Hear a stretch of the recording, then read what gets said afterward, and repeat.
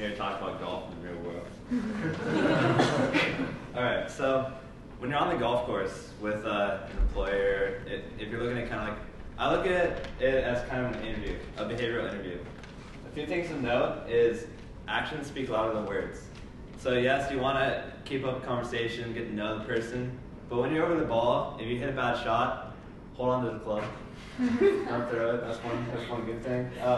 Very casual. You're outside. You're not in an office setting. You know, it's hopefully a nice day out. You're walking and have casual conversation. Yes, talk about like if you have a business question, talking about that. But make sure you're actually getting to know the person. This is a perfect time to actually ask them questions you wouldn't in a business setting.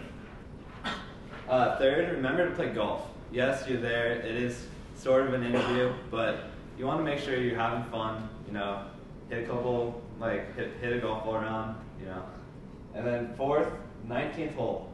So after the round, if you felt like you hit it off with whoever you were playing, go have lunch, maybe have a couple drinks, just a couple, and this is a great way to end. Like, show, all right, you know, I had a great time with this person. I trust him, and it just is a great way to cap off a great day.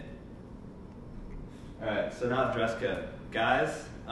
Collared shirt, black or khaki pants are preferable. If you think you're really, really good or super fly, you can dress like Camilo Villegas. But if you dress like this, you have to have a golf game to back it up.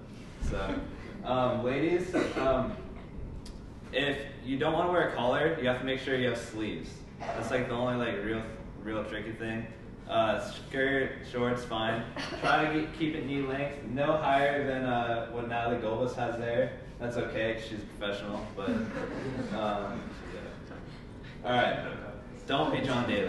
Like, I know some, yeah, he looks like a clown, I'm sorry. Like, he thinks he's cool, but. All right, so now actually like playing good golf. One thing you need to do is practice. If you play golf once or twice a year, I'm sorry, but you're never gonna be able to break 100. This is just know that right now. If you wanna actually impress someone, you gotta put in the time like anything else. All right. So now that I said that, when you are playing, ability does not matter. When you're playing with another person, they don't care if you shoot 70 or 120. As long as you have a good attitude on the golf course, you're having fun, and you are playing quick. That's the main thing. As long as you're not like walking really slowly to your ball or like lining up the putt for like 5 minutes, you're fine. Okay. 3, stay within yourself. If you do shoot around 100, don't go for the 250-yard shot over water to a tucked-in pin. Just don't do it, because you're never gonna pull it off, and it's just like, I mean, this just really looks like you don't know what you're doing. And then follow suit when taking a mulligan. Mulligan's sort of like a redo. If you hit a really, really, really bad shot and want kind of just to start over, ask first. They might be a stickler to the rules. If they are, then hopefully you find your ball. And then if they aren't, yeah, you can just re-tee. Okay, so why is golf a great place for like in the professional world? I feel like golf defines you as a person. I believe this because when you're setting up to a ball, after you hit a shot, I feel like for 3 seconds, you're vulnerable to any emotion that hits you. If you hit a really bad shot, you can either be depressed, angry, like happy, not care. I don't know. Like I've seen the weirdest reactions.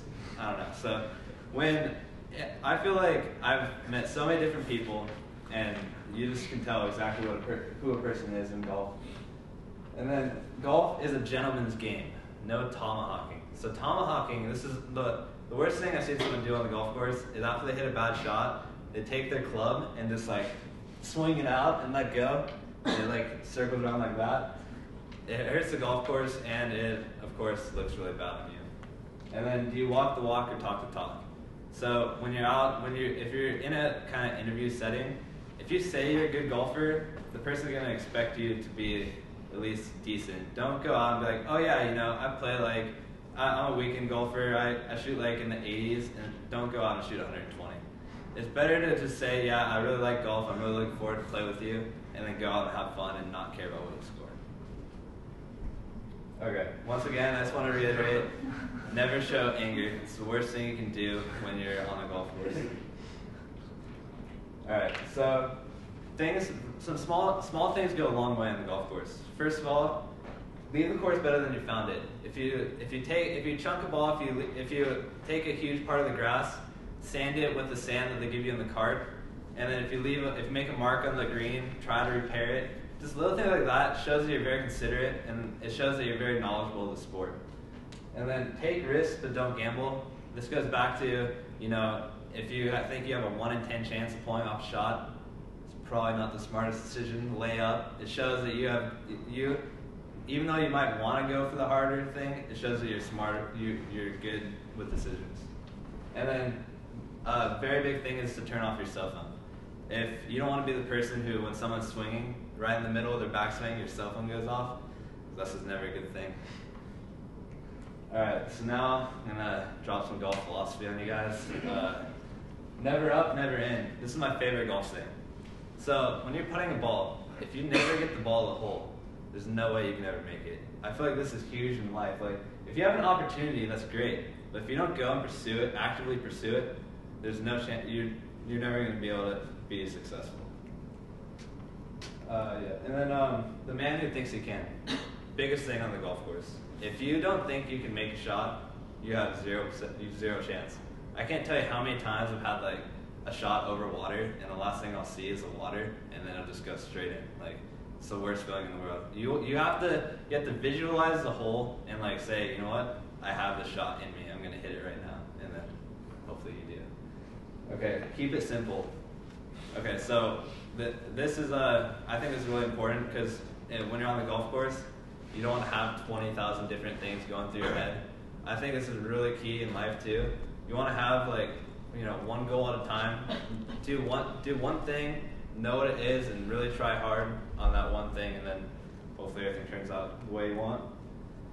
Know you're going to succeed even before you do. When I get to the golf course, no matter how I think my game is, I go there. Like if I'm in a tournament, I know I'm gonna win. Like even if I might be the worst golfer in the world, you have to be very optimistic. That's the only way in golf and in life, in my opinion. And then every shot counts.